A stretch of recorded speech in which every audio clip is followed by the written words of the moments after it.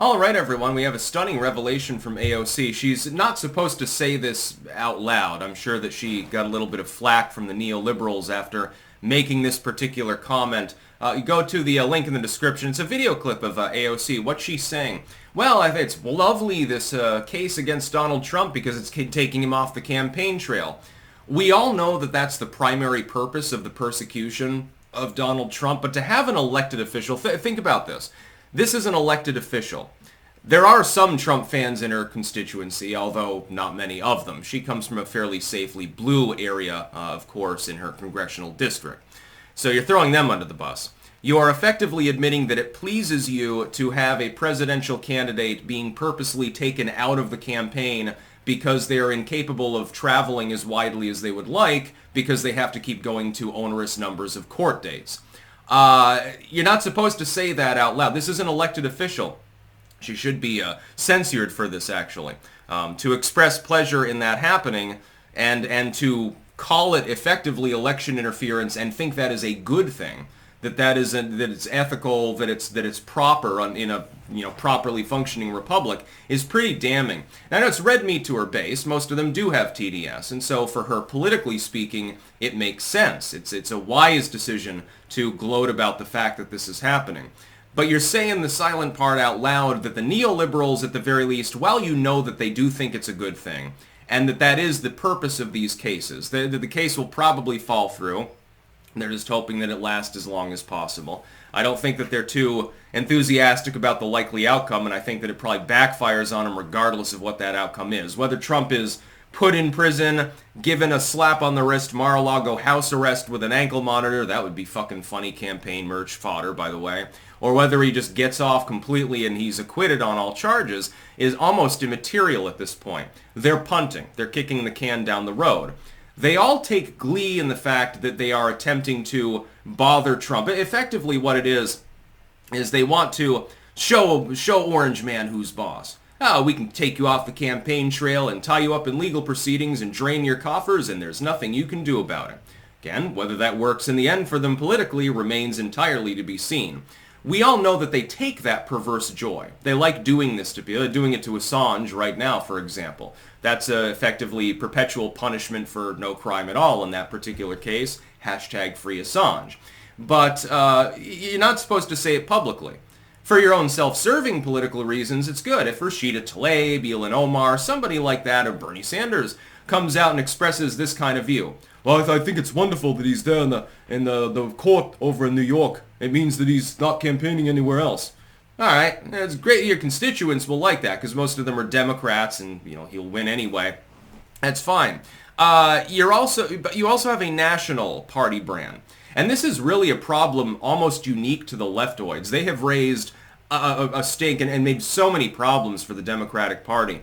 The Democrats broadened their umbrella by promising DEI and Green New Spiel and stuff like that, welfare to the leftoids, and absorbed them. The left, led by certain so-called progressive movements, I call them regressive, realized, though, there was one stunning thing that they could do. There was a weakness in the Democratic Party, a chink in their armor, so to speak. You got a bunch of neoliberals representing districts that have gone way off into la-la land leftoidism.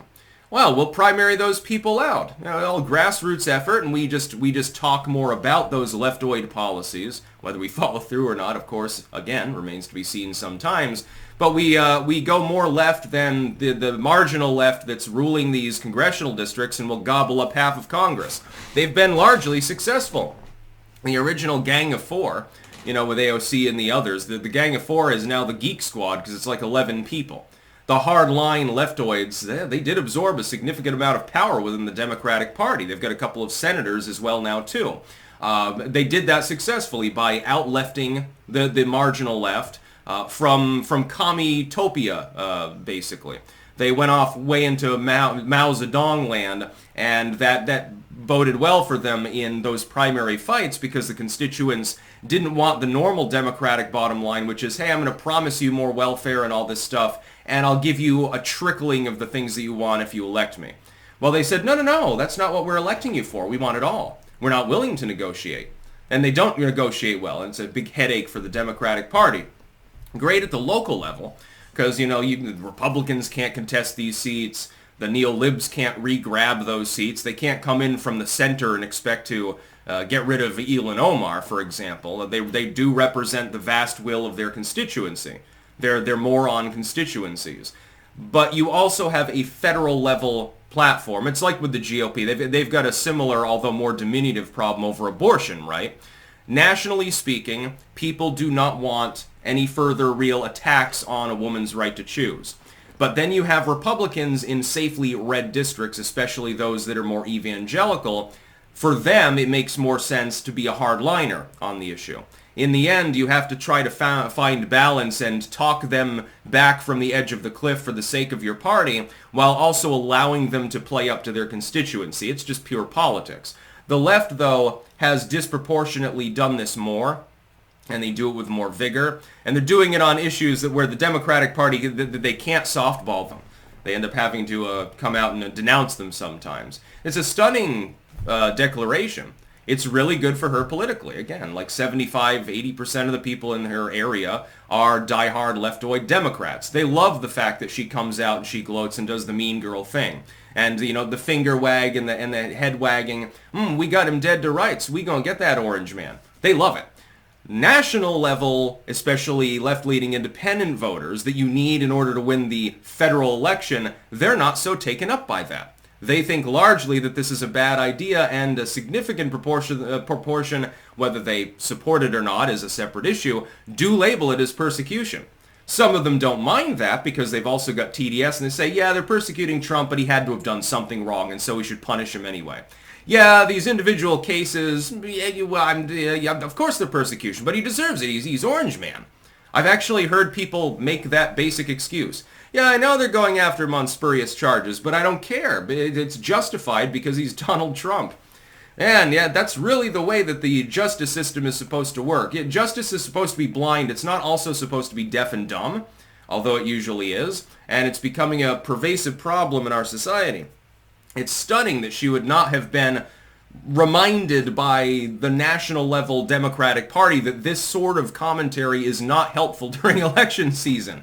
Maybe for her, she doesn't give a damn, but you're also a member of a political party. It's like, can you be quiet about this for right now? Everyone knows that that's the point, that we're trying to take him off the campaign trail and humiliate him and make him bankrupt, even though it's not working, but you're not supposed to say it explicitly. You can wink and nudge about it, that's fine. If you want to do that for your constituents, which are largely far blue, that's fine. Please don't do this though, AOC. We've got a number of vulnerable senators in areas that are not necessarily as blue as your congressional district, and we're defending 2-1 against the Republicans right now. They're also trying to go after the filibuster. Inexplicable. I think the Democrats in the Senate, certainly, they have much, much less finesse than the House Democrats. Just like the House Republicans are a goddamn mess right now, and Mitch McConnell too, but the Senate Republicans at the very least sometimes hold a rank. You know, you do have some Rand Pauls in the party. Stunning. It's like nobody reminded her that this was a bad idea. We already knew that's to be the fact, but you're not supposed to say it explicitly. That's about all. Peace out.